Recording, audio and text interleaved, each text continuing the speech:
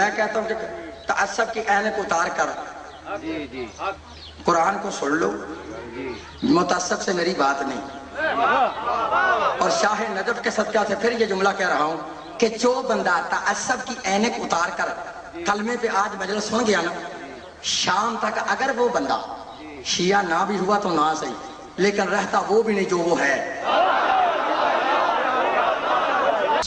کیا بات آپ کے ذہن میں ہے، کیا رائے ہے کہ جو غیر ذمہ دارانہ فتووں کے مرتکب ہوتے ہیں، فرقہ بازی، فرقہ سازی، تکفیر، پہلے تو یہ ہوتا تھا کہ مسلمان کیا جاتا تھا غیر مسلموں کو، اب تو مسلمانوں کو کافر بنایا جاتا ہے نا، غیر مسلم بنایا جا رہا ہے، ایسے افراد کے تعلق سے آپ کیا فرماتے ہیں؟ یہ صرف یہ بات ایک چیز سے رک سکتی ہے کہ اگر ہم یہ دیکھیں کہ اگر کوئی نو مسلم جس کے اوپر مثلا ہم 10 سال سے محنت کر رہے ہیں، یا ڈاکٹر صاحب محنت کر رہے ہیں، یا دین سمجھانے کی کوشش کر رہے ہیں، وہ جب فرقوں کے اس طرح سے اختلاف دیکھتا ہے کہ آج امام بارگاہ میں بم پھٹ رہا ہے اور کل جو مسجد میں فائرنگ ہو رہی ہے، تو وہ کہتا ہے کہ ہمیں اس دین کو نہیں چاہیے کم از کم۔ اگر ہمارے علماء اہل تشیع اہل تسنن جو وہ لوگ کہ جو اس کا سبب ہیں، وہ یہ سمجھیں کہ ہم دین کو کتنا بڑا نقصان پہنچا رہے ہیں، کہ وہ قومیں جو تعلیمات کی وجہ سے قریب آ سکتی ہیں، وہ ان حرکات کی وجہ سے کبھی بھی اسلام قبول کرنے یا اس کے قریب آنے کو تیار نہیں ہوں گی۔ 9/11 کے بعد ہم آپ کو گنوا سکتے ہیں 100 کتابیں اسلامک کانسیپٹ آف جہاد سینونیمس ٹو ٹیررزم جو ہے وہ شائع ہو چکی ہیں، اور اصل فلسفہ اور اصل چیز کیا ہے اس کے اوپر ایک کتاب بھی اتنے عرصے میں نہیں آئی۔ تو مطلب کہنے کا یہ کہ یہ چیزیں مفتیوں کے اوپر اور ان کے اوپر پابندی لگانے سے نہیں، ان میں شعور کو بیدار کرنے سے ہے کہ وہ یہ بات سمجھیں کہ وہ مذہب کا اور ملت کا کتنا بڑا نقصان۔ اور اس شعور کی توقع ابھی تک آپ کو ہے؟ ہم کو توقع ہے، کیونکہ اگر علم بڑھے گا تو یہ قوتیں جو ہیں وہ جب روشنی آتی ہے تو جہالت خود ہی ختم ہو جاتی ہے۔ پچھلے 50 سال میں تو علم بڑھا ہے ہمارے پاس، لیکن یہ واقعات بھی نہیں، علم نہیں بڑھا ہے۔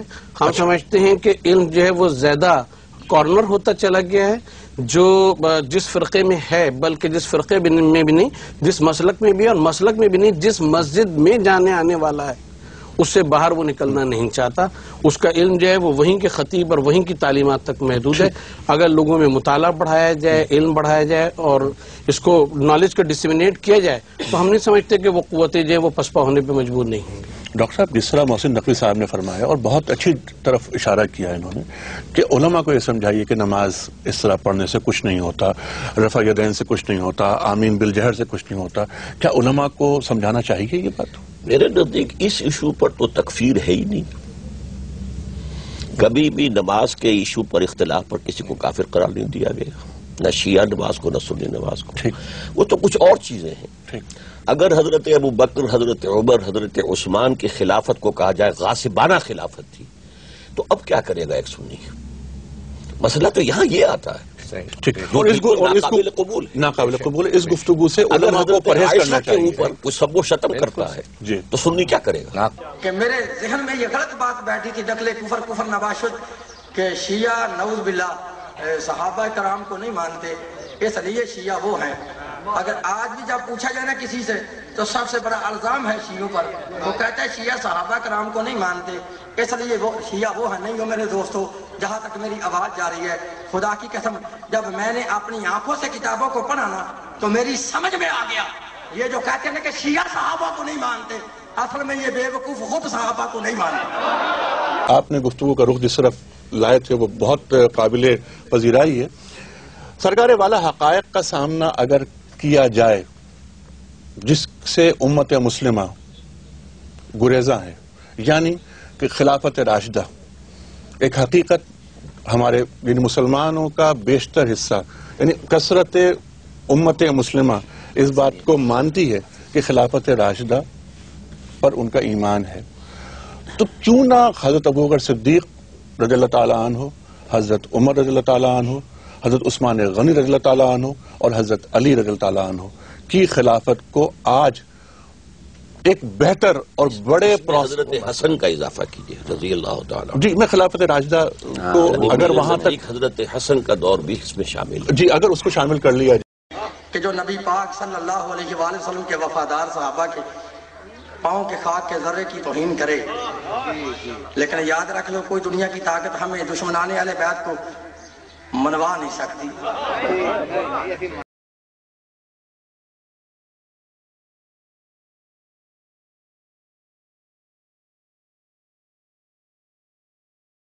صرف لائے تھے وہ بہت قابل پذیرائی ہے. سرکار والا حقائق کا سامنا اگر کیا جائے جس سے امت مسلمہ گریزاں ہے، یعنی کہ خلافت راشدہ ایک حقیقت ہمارے یعنی مسلمانوں کا بیشتر حصہ یعنی کثرت امت مسلمہ اس بات کو مانتی ہے کہ خلافت راشدہ پر ان کا ایمان ہے، تو کیوں نہ حضرت ابوبکر صدیق رضی اللہ تعالیٰ عنہ، حضرت عمر رضی اللہ تعالیٰ عنہ، حضرت عثمان غنی رضی اللہ تعالیٰ عنہ اور حضرت علی رضی اللہ تعالیٰ عنہ کی خلافت کو آج ایک بہتر اور بڑے حضرت حسن کا اضافہ کیجیے رضی اللہ تعالیٰ. جی میں خلافت راشدہ کو اگر وہاں تک حضرت حسن کا دور بھی اس میں شامل ہے. جی اگر اس کو شامل کر لیا جائے تو آپ کیا فرماتے ہیں محسن نقوی صاحب؟ بنیادی طور پہ بات یہ ہے کہ ہم اس پہ اصولی بات یہ کہیں گے کہ ہماری قوم تاریخ میں ماضی میں جی رہی ہے اور اس کو حال کی فکر نہیں. اگر آج تمام اہل تشیع یہ متفق ہو کے کہہ دیں کہ ان چاروں خلفاء کی، ان خلفاء ثلاثہ کی خلافت صحیح تھی، ہماری اور آپ کی زندگی کے اوپر کوئی اثر نہیں پڑے گا. یا اگر آج اہل تسنن مل کے یہ کہہ دیں کہ اس دور میں فرض کیا کہ بہتر تھا کہ حضرت علی کو پہلے خلافت ملتی، تو بھی آج کے انسان کے اوپر کوئی اثر نہیں پڑے گا. ہم ماضی میں یہ رہنا چھوڑیں. اللہ فرماتا ہے فآمنوا باللہ ورسولہ، پس تم ایمان لاؤ اللہ پہ، ورسولہ اور ایمان لاؤ اس کے رسول پہ، والنور الذی انزلنا اور ایمان لاؤ اس نور پہ کہ جس کو اللہ نے نازل کیا. ڈاکٹر صاحب نے یہ فرمایا کہ خلفاء ثلاثہ اور ان کو برحق ماننا، خلافت راشدہ کو برحق ماننا.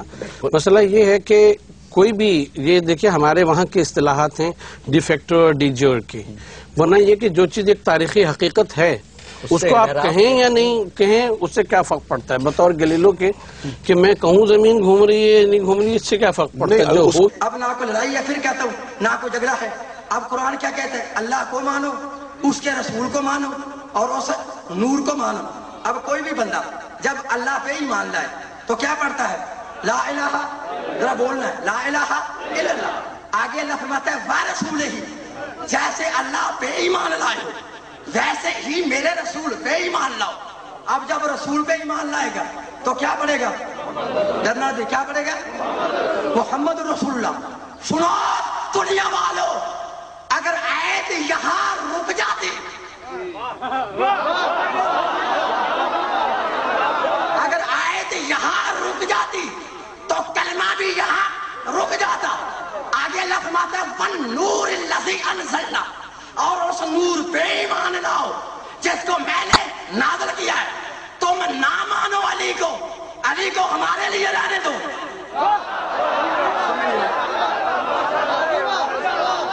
تم نہ مانو علی کو، علی کو ہمارے لیے رہنے دو، لیکن قرآن کے مطابق تم اپنے عقیدہ میں جس کو بھی نور مانتے ہو، نبی کے بعد کلمے میں اس کا اقرار تو کرو.